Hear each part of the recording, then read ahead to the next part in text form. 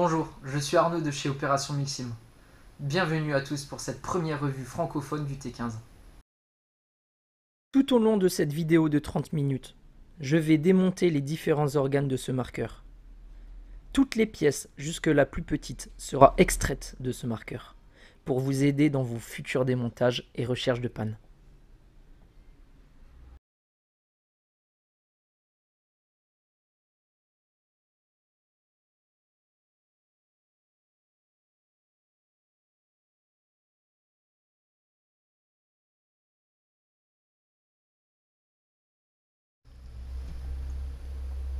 Donc alors, nous allons voir ensemble la composition du flanc droit du Tiberius T15 dans un premier temps.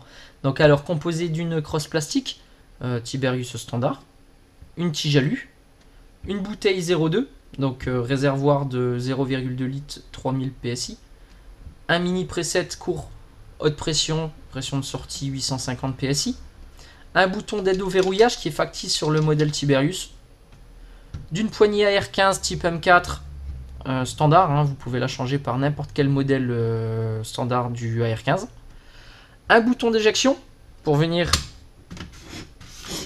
éjecter les chargeurs, une vis de vélocité, donc serrage, descente de la vélocité, desserrage, augmentation de la vélocité. On a une porte d'éjection qui va nous servir pour venir jouer en loader. Nous avons un delta ring. Donc delta ring, c'est le maintien d'un garde-main à l'arrière, donc standard, hein, AR15 M4. Donc par-dessus, vous pouvez mettre tout garde-main. Tout modèle qui est compatible avec l'AR15 et son delta ring.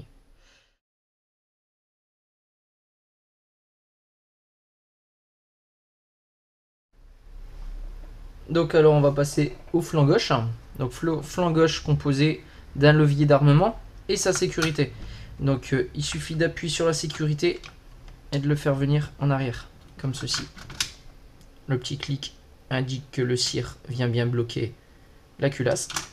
Pas de retour-ressort, c'est à vous de le raccompagner. Donc vous le reclipsez. Sélecteur de tir, 3 positions. Donc position sécurité. Il vient bloquer la gâchette. Position semi-automatique. Un coup, un tir. Et position rafale, qui n'est pas encore disponible sur la version T15 actuelle. Donc on verra dans l'avenir si la version sort. On a ici un arrêtoir de culasse, donc qui est factice sur le modèle du Tiberius. Donc voilà le flanc gauche.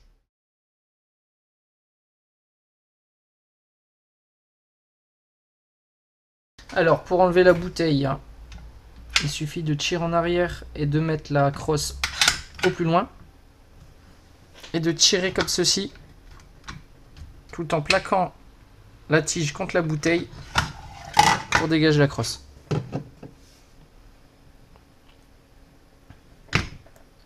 Vous levez la tige et il vous suffit de dévisser la bouteille.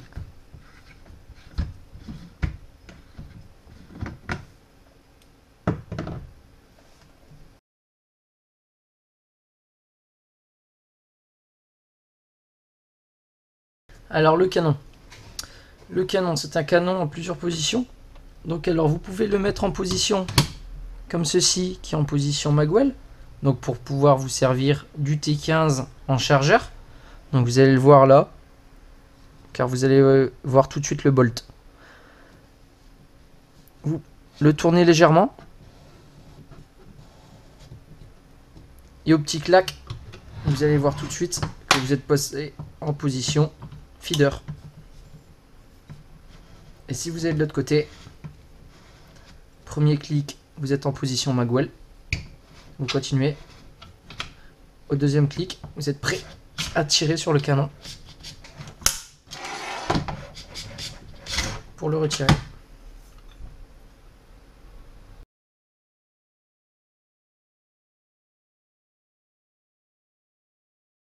Donc alors, nous allons procéder au démontage du garde-main.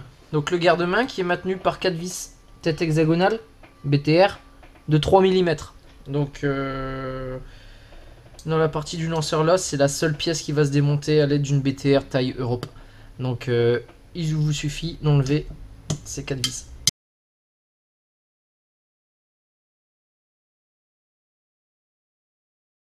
Une fois les 4 vis déposées, il vous suffit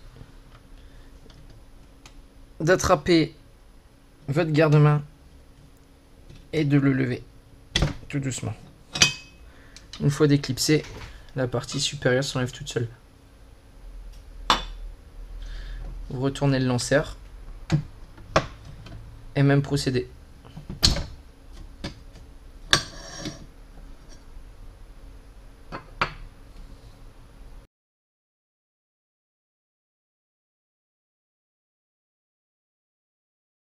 Donc maintenant nous allons enlever le Delta Ring à l'aide de la clé AR15 qui est mise à disposition dans la mallette. Donc pour cela, rien de plus simple, il vous suffit de lever le lanceur, de le caler entre vos jambes, qui est la méthode la plus simple, de mettre les dents de la clé dans les cannelures de la pièce et de desserrer.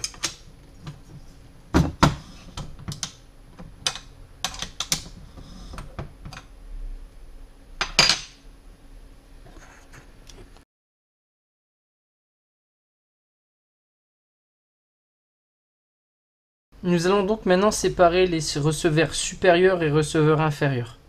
Donc pour cela, le plus simple, ça reste d'avoir une cale pour pouvoir surélever votre lanceur, pour pouvoir y chasser les goupilles, un marteau ou un maillet, puis un chasse-goupille ou un tournevis. Donc alors, petite mise en garde, pour séparer le receveur supérieur et le receveur inférieur, je vous conseille d'y ôter la sécurité et d'y faire un tir de sécurité. Il faut surtout pas que le lanceur est armé. Donc quand vous avez le lanceur armé, pensez à tirer avant. Une fois cette action exécutée, vous surélevez l'arrière du lanceur et vous chassez les 2 goupilles. Ils sont ici et ici à l'aide de votre matériel. Donc si vous enlevez que la goupille arrière, vous allez pouvoir ouvrir le lanceur. Si vous voulez vraiment désolidariser le supérieur de l'inférieur, il vous faut pour cela chasser la 2e goupille.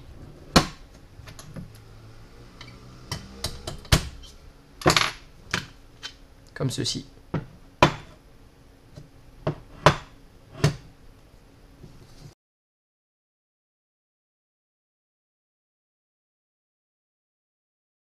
Alors, ce receveur supérieur est composé de plusieurs pièces.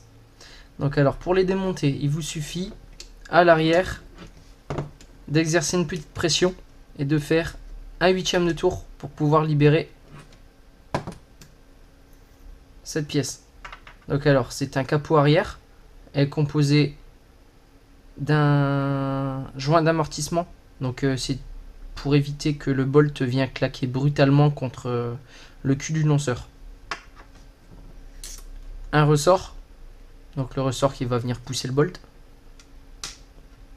Vous tirez sur le levier de réarmement et vous faites venir le bolt complet.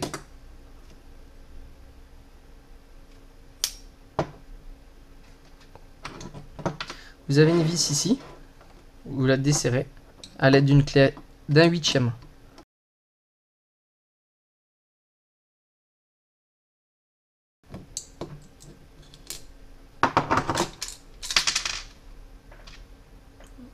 La vis et vous suffit de tirer en arrière le sleeve.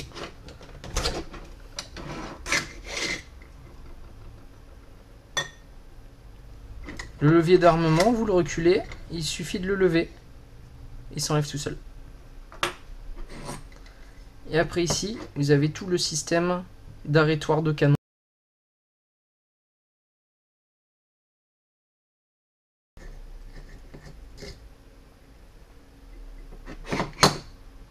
Donc, composé d'un écrou, d'un ressort,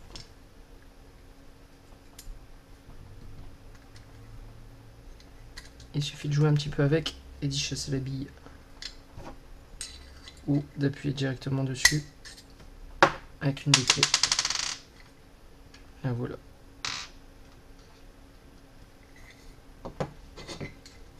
Donc voilà, vous avez déposé l'intégralité de toutes les pièces composant le receveur supérieur.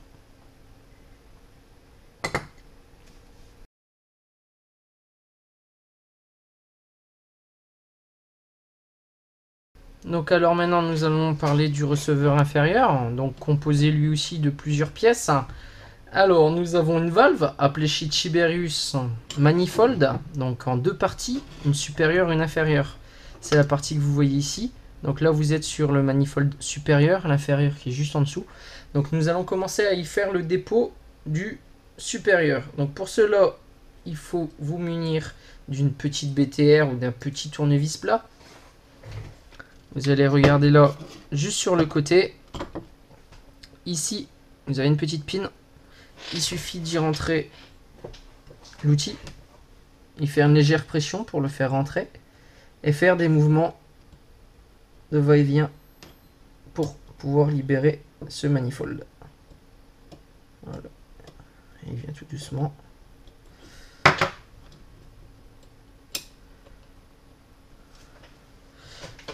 Il est démonté.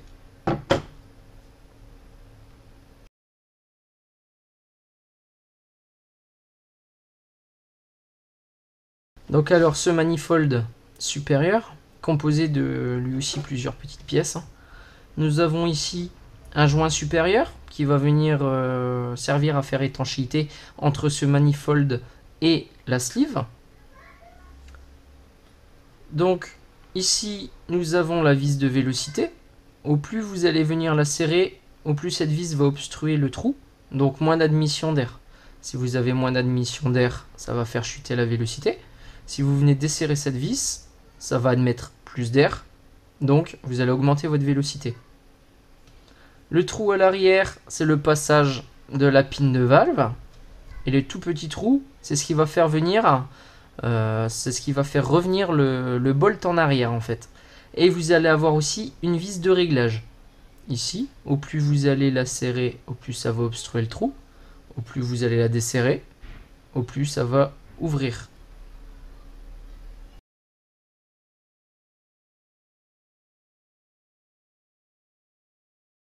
Donc alors, ce manifold inférieur est composé de plusieurs petites pièces ici. Vous avez ici un joint d'en base qui va venir faire étanchéité entre la partie inférieure du manifold et supérieure du manifold. Vous allez avoir ici une pin de valve et un joint à l'intérieur qui va faire l'étanchéité entre cette pin et le manifold inférieur. Donc alors, quand vous allez venir y mettre la bouteille, si vous avez une fuite sans même tirer, ça ne peut être en aucun cas aucun joint au-dessus du manifold inférieur. C'est forcément avant. Car tous les systèmes d'étanchéité que nous avons sur le manifold inférieur, supérieur ou dans le bolt, ou dans n'importe quel joint du système receveur supérieur, est étanche que quand on va venir déclencher un tir. Donc alors, pour déclencher ce manifold inférieur, il suffit de vous munir de votre clé de 3/32e.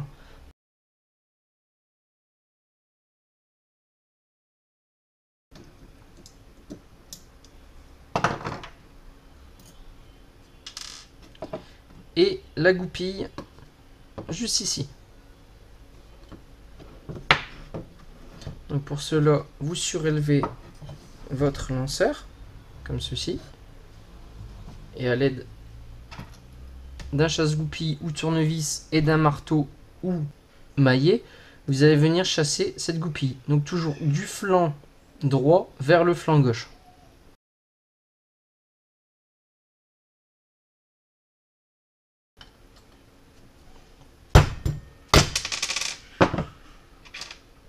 Une fois la goupille chassée et les vis retirées, il vous suffit de tirer comme ceci et la partie complète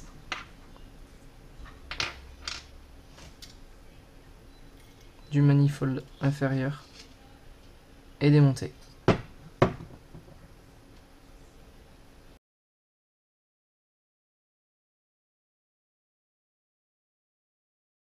Donc alors pour comprendre un petit peu le système de fonctionnement du manifold inférieur, je vais vous expliquer tout ça.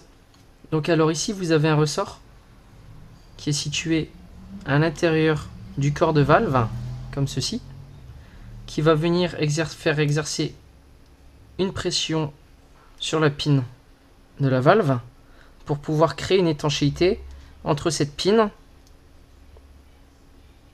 et la pièce.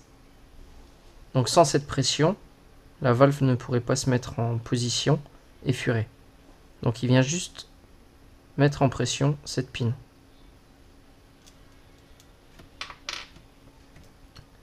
Et sur la deuxième pièce à l'intérieur, vous avez aussi un système d'étanchéité. Juste ici, tout petit joint. Donc positionnement comme ceci, la partie conique à l'intérieur. Quand vous montez la pièce, vous devez voir le joint. Si vous la positionnez à l'envers, vous ne voyez plus le joint. Donc pour la mettre à l'endroit, pensez-y, il faut voir le joint.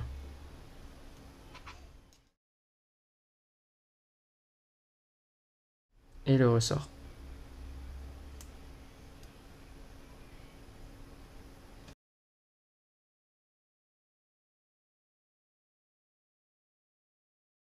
Donc maintenant nous allons enlever le sélecteur de tir et la poignée.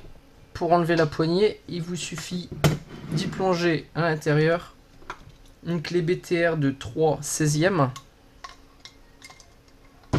et de desserrer cette vis.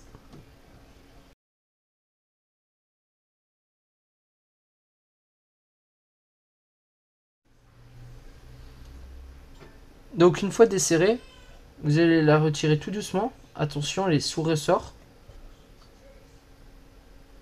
Voilà. La poignée est retirée. À l'intérieur, il vous reste la vis et sa rondelle. Des fois, elle reste coincée. Hop. La vis, la rondelle et la poignée.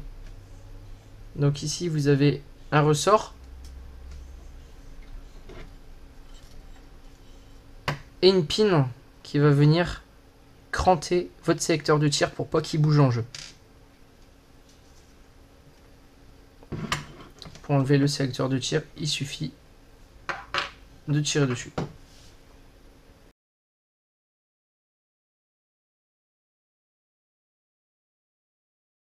Donc nous allons retirer maintenant le boîtier gâchette.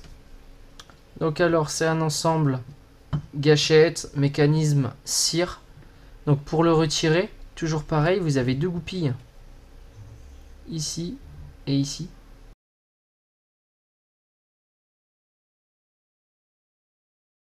Donc deux goupilles à chasser du flanc droit vers le flanc gauche à l'aide de votre marteau et de votre chasse-goupille.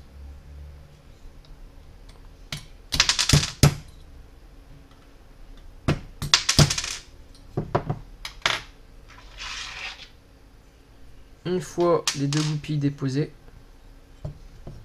il vous suffit de tirer dessus. Comme pour le manifold, vous faites quelques va-et-vient et le boîtier complet vous arrive dans les mains.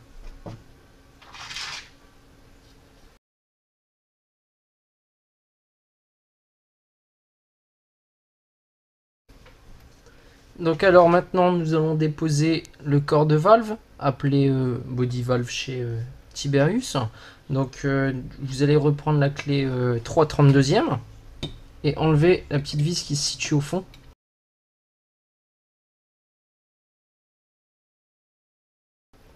Voilà.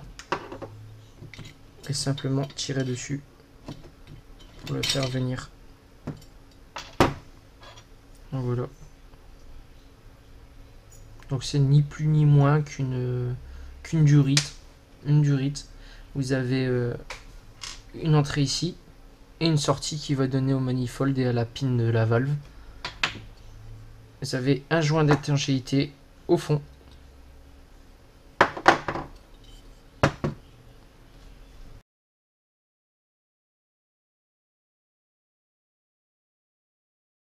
Donc après avoir enlevé le corps de valve, vous allez pouvoir accéder à la pièce là ci-dessous. C'était la pièce qui était derrière la poignée. En passant par ce trou, appuyez avec un petit tournevis tout doucement. Elle va venir d'un coup. Hop. Vous allez remarquer que vous avez juste un petit joint torique. Donc c'est un trou qui a été percé pour pouvoir faire venir l'air de l'arrière jusqu'au corps de valve. Donc c'est juste pour venir boucher ce trou là.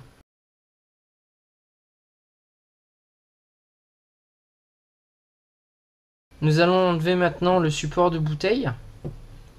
Donc alors pour cela vous allez enlever la vis à l'arrière de 3/32e.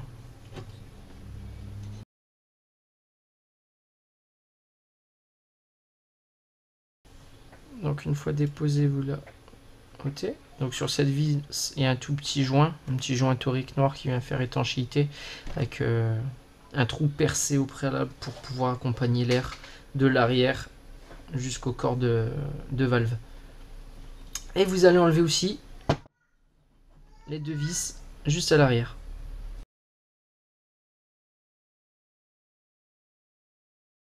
Donc une fois démontés, il suffit de les enlever. Et là, vous allez pouvoir voir qu'il y a un petit joint torique qui est monté juste ici.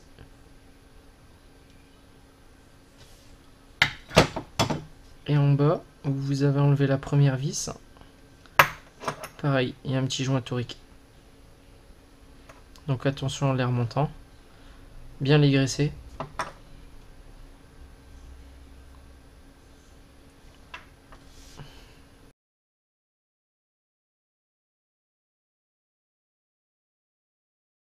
Donc le bouton d'éjection de chargeur. Alors pour le retirer, rien de plus simple. Il suffit d'appuyer fortement dessus. Il va dépasser beaucoup à l'arrière. Et là, vous allez dans le sens anti-horaire, donc dans le sens des serrages. Et le bouton est démonté.